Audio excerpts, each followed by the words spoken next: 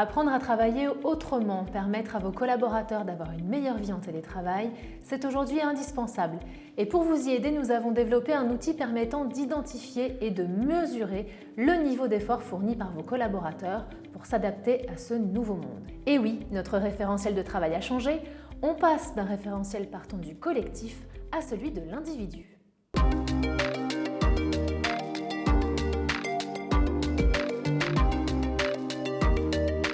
Bonjour Emmanuel. Bonjour Laura. Vous êtes le fondateur du cabinet Extense Consulting et avec vos équipes, vous avez développé un outil questionnaire pour accompagner les collaborateurs dans ce nouveau monde. Alors avant de le voir et de le tester, je me pose une question. Comment êtes-vous arrivé à cette idée de conception de questionnaire ? Alors le télétravail est nouveau pour tout le monde et nous nous sommes dit qu'avant de proposer une démarche d'accompagnement, il fallait que l'on comprenne ce que les collaborateurs vivent eux-mêmes lorsqu'ils se retrouvent à leur domicile. Nous sommes partis sur un questionnaire dont vous êtes le héros. Et alors sur quelle base repose ce questionnaire ? Sur des bases psychologiques, comportementales ? Oui, en effet, il s'agit de comprendre quels sont nos moteurs relationnels, émotionnels et comment ils se mettent en marche lorsque l'on est chez soi dans un nouveau mode de travail. Et comment fonctionne-t-il ? Vous parliez tout à l'heure d'un héros. On est le héros de ce questionnaire ?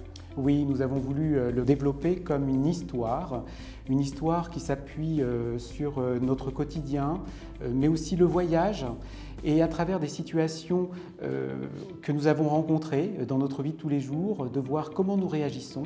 Et puis nous avons également préparé quelques questions qui permettent d'être soumis à des événements totalement imprévus, insolites. Et alors peut-on le voir ? Oui, bien sûr. Je vous propose un échantillon de questions. On commence avec une question toute simple. C'est le matin. Avant de partir au travail, est-ce que vous faites votre lit ? 3 possibilités de réponse, absolument tous les jours. Non, pourquoi faire ? Cela m'arrive parfois. Qu'est-ce que vous répondriez, Laura, si vous me permettez de vous poser cette question ? Ah donc là, je réponds. Alors bon, absolument tous les jours. Bravo. Je ne dirais pas que c'est la bonne réponse, car il n'y a pas de bonne réponse. En fait, tout est pensé pour que vous puissiez vraiment répondre spontanément. Alors prenons une autre situation qui peut vous être arrivée. Vos vacances à l'étranger ont commencé, vous êtes vraiment contente. Et vous arrivez à l'hôtel, mais suite à un malentendu, il n'y a pas de chambre pour vous. 3 possibilités de réaction à cette situation. Vous vous dites que cela peut arriver à n'importe qui et qu'il y a bien une solution. Mais vous pouvez aussi vous dire que votre voyage prend un mauvais départ. Enfin, vous pouvez vous sentir totalement perdu et ne pas savoir quoi faire. Alors dans cette situation, je me dis effectivement que ça peut arriver à n'importe qui et qu'il y a bien une solution. Je ne vais pas dormir dehors, mais je me dis quand même que mon voyage prend vraiment un mauvais départ. Alors, c'est là où peut se faire nos différences en termes de réaction, parce que certains peuvent effectivement être d'un optimisme à toute épreuve, tout comme tomber dans la plus grande désolation. Alors prenons une autre situation. Peut-être qu'il vous est également arrivé, vous êtes à un concert et vous avez quelqu'un d'excentrique qui s'installe à côté de vous. Vous ne l'avez pas choisi. Est-ce que vous allez pouvoir le supporter ? Oui, absolument, non, ou selon les circonstances ? Alors si ça m'arrive pendant ces vacances, je me dis quand même que j'ai la poisse. Parfois, en fonction de la personne, ça dépend du niveau d'excentricité. Très bien, je vous propose de poursuivre sur une réponse un peu plus habituelle. Vous êtes toujours en vacances et cette fois-ci, vous allez ouvrir votre boîte mail. Qu'est-ce que vous allez vous dire ? 3 possibilités. Vous vous demandez quelles informations stressantes vous allez y trouver. Vous ne ressentez rien de particulier, ce sont simplement des emails. Ou encore, vous aimez bien lire et envoyer des mails. Quelle serait la proposition qui vous correspond le mieux ? Bon, c'est vraiment des vacances compliquées. Stressante. Oui, stressante. Justement, je vais répondre à la première proposition. Je me demande quelles informations stressantes je vais y trouver. Voilà, et donc vous devinez que dans un contexte transposé au télétravail, quand on est chez soi et qu'on va recevoir un mail, comment va-t-on le recevoir ? Cela nous permet de faire donc des parallèles. Autre question, alors cette fois-ci, elle renvoie à notre quotidien, puisqu'on se retrouve au supermarché où devant vous, il y a une cliente qui discute allègrement avec la caissière. 3 possibilités, vous manifestez ouvertement votre mécontentement, vous dites que c'est gentil de sa part de se montrer convivial donc avec les clients, ou encore vous le supportez même si cela vous est pénible. Alors dans ce cadre-là, je dirais que c'est gentil de sa part de se montrer convivial avec les clients si j'ai le temps. Sinon, dans un cadre classique où j'ai besoin d'aller très vite, je serais plutôt sur la 3e réponse, je supporte même si cela m'est pénible. Alors votre réponse est très intéressante parce que quand vous dites « si j'ai le temps », c'est bien le contexte également dans lequel se font les réponses qui nous intéressent, parce qu'il y a des moments où on est parfaitement détendu, le voyage, et puis des moments où effectivement on peut être pressé, comme lorsqu'on fait ses courses alimentaires. Alors tout dépend les voyages.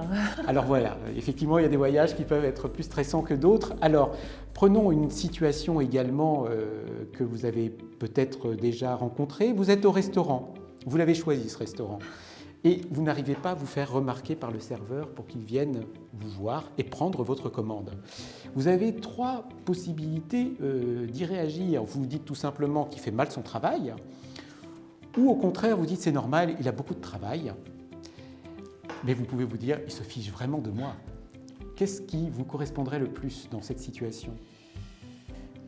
Je dirais c'est normal, il a beaucoup de travail à faire. Alors actuellement, ce n'est pas vraiment le cas, mais je pense que je me dirais il a beaucoup de travail à faire pendant 5 minutes. Après, je passerai à la 2e réponse, il fait mal son boulot, ou à la carrément 3e réponse, il se fiche complètement de moi, je suis totalement transparente. Alors ce que ça révèle en tout cas, c'est que votre première réaction est une réaction de bienveillance. Vous vous dites qu'il a beaucoup de travail. Et alors Emmanuel, on trouve dans ce questionnaire que des questions qui peuvent nous arriver vraiment au quotidien, ou il y a des questions aussi un peu extraordinaires ?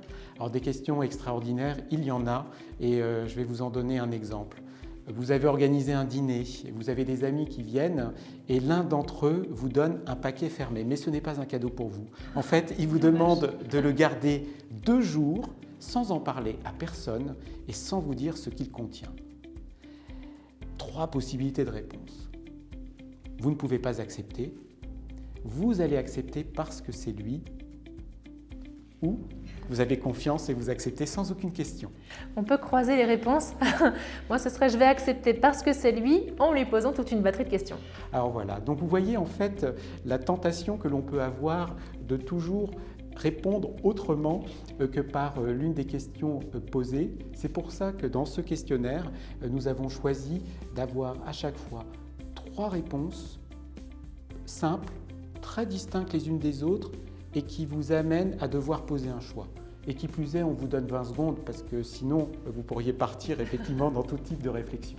Et alors, combien y a-t-il de questions et quelle durée prend ce questionnaire à réaliser, Emmanuel ? Alors, le nombre de questions est intéressant parce qu'il n'a pas été pris au hasard. Nous avons choisi 40 questions.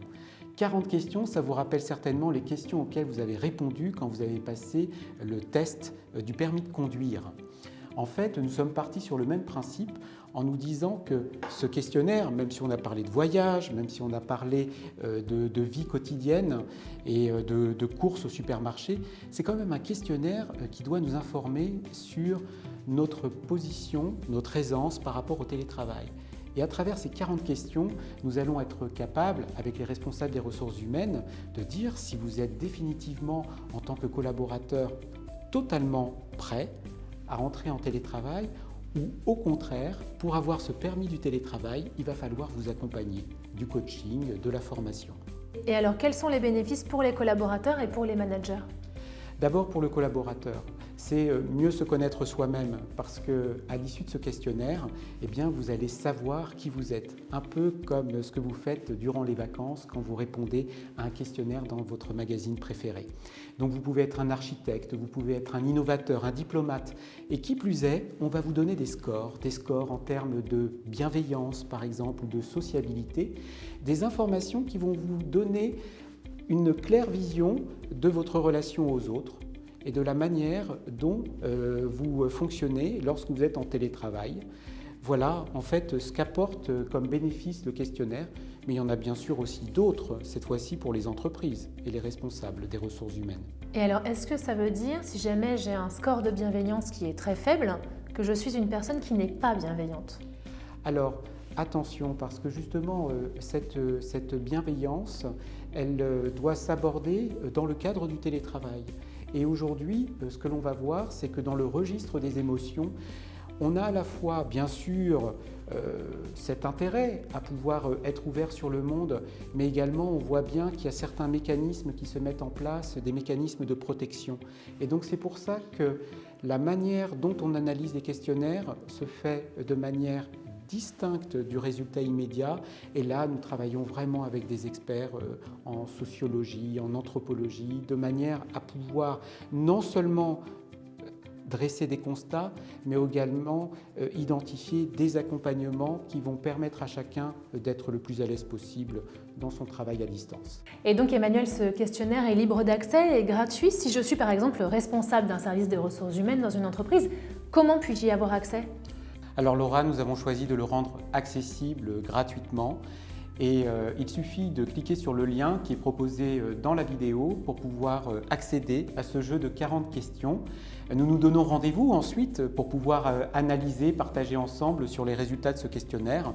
Les responsables aiment souvent le tester d'abord eux-mêmes, donc cela leur permet déjà d'apprendre comment eux-mêmes se situent dans ces situations de télétravail. Et puis ensuite, nous l'étendons à un ensemble de collaborateurs. Et donc par la suite, vous pouvez conseiller et accompagner les entreprises sur une meilleure expérience collaborateur et une formation de leurs équipes pour qu'ils soient mieux en télétravail, c'est ça? Oui, tout à fait, parce que dans la mesure où ils changent de cadre, où ils sont délocalisés chacun chez eux, il est important qu'ils trouvent les clés pour pouvoir s'organiser autrement. Et nous le savons, l'expérience collaborateur a une forte incidence sur l'expérience client. Donc en travaillant sur la façon d'embarquer dans le télétravail les collaborateurs, vous donnez aussi l'assurance de conserver et développer une bonne relation avec vos clients.